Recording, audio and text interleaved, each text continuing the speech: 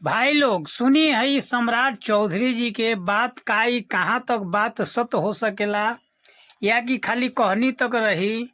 ई काम ई लोग करी या कि ना करी, अब ये लोग के बात। ताकि हमनी शुरू से देखत आयल बानी कि जो लोग कहेला उ करेला ना, लेकिन ये सरकार के बात देखी जे कहाँ तक सफल होता।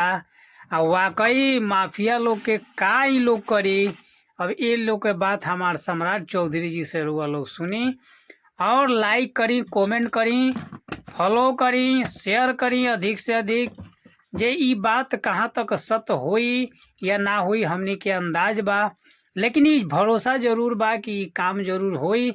आ ये प्रकार के यदि होखे लागे तब बुझी जे हमार गरीब के भाई लोग जितना बा उ सब लोग हरदम सही सलामत से जरूर रहे लगी। सुनी आगे हमारे सम्राट चौधरी जी के। किसी अपराधी ने और किसी माफिया ने कोई सरकारी जमीन को अतिक्रमण किया है, आप आवेदन दीजिए, 24 घंटे में उसको ध्वस्त कर देंगे।